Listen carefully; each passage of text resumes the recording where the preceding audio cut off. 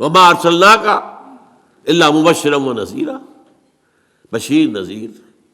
اچھا، اس میں ایک اور اصطلاح آ گئی، اس انذار، تبشیر، تبلیغ، تعلیم، نصیحت، اس کے نتیجے میں جو بات قائم ہوگی اس کے لیے ایک لفظ ہے شاہد۔ شاہدن علیکم، علی آتا ہے عربی زبان میں مخالفت کے لیے، شاہدن علیکم تمہارے خلاف گواہ۔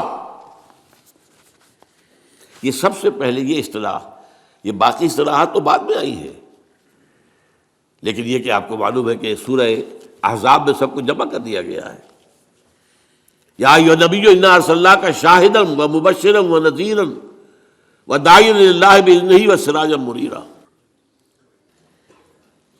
لیکن سب سے پہلے سورہ مزمل میں لفظ آ گیا، مزمل بہت شروع کی صورت ہے، انا ارسلنا الیکم رسولا شاہدا علیکم کما ارسلنا الی فرعون رسولا فعصى فرعون الرسول فاخذناه اخذا وبیلا فکیف تتقون ان کفرتم یوما یجعل الولدان شیبا السماء منفطر به کان وعده مفعولا۔ ہم نے دیکھو بھیج دیا ہے تمہاری طرف اپنا ایک رسول جو تم پر گواہ بن کر آیا تمہارے خلاف۔ یہ خلاف کا لفظ کیوں آیا یہاں پر نوٹ کیجئے۔ شہید کے معنی ہے گواہ، بلکہ لفظی معنی اصل میں کیا ہے؟ جو شخص موجود ہو، شاہد، غائب، شاہد، شاہد و غائب، شاہد۔ لیکن اس کے پھر دو معنی اس میں اضافی طور پر پیدا ہوئے۔ جو کسی موقع پر موجود ہوگا وہی صحیح گواہ بھی ہے، تو شاہد گواہ بھی ہے۔ جو کوئی موقع پر ہوگا وہ آپ کی مدد بھی کر سکتا ہے، ورنہ آپ کا چاہے گہرا ہی دوست ہے، وہ آپ وہ ہے ہی نہیں تو کیا مدد کرے گا، تو اس سے مددگار بھی ہو گیا۔ لَكَفَىٰ بِاللَّهِ شَهِيدًا، اللہ کافی ہے آپ کی مدد کے لیے۔ اب شہادت گواہی کے معنی میں آتا ہے تو اس کے دو رخ ہیں۔ ہر مقدمے میں ایک مدعی ہے، ایک مدعا علیہ ہے۔ اگر آپ کی گواہی مدعی کے حق میں جا رہی ہے تو اس کے لیے لام آئے گا، شہد لہو، اس کے حق میں گواہی دی۔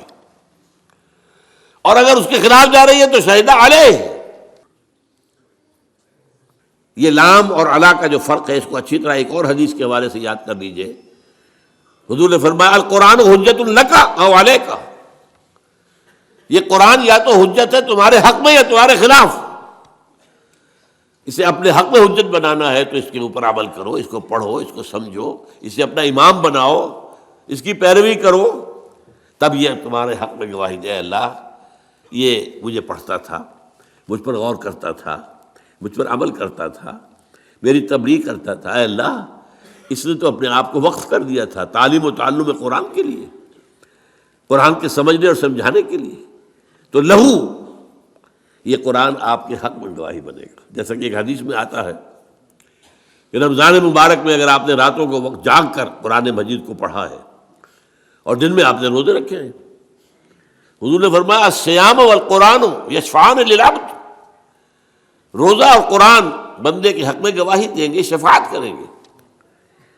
یقول الصیام، روزہ یہ کہے گا منعتہ الطعام بالنہار، اے اللہ تیرے اس بندے کو میں نے روکے رکھا کھانے سے، فشفعنی فیہ، تو میری شفاعت قبول فرما اس کے حق میں۔ ویقول القرآن منعتہ النوم باللیل، میں نے اسے رات کو سونے سے روکے رکھا، فشفعنی فیہ، تو میری شفاعت اس کے حق میں قبول فرما۔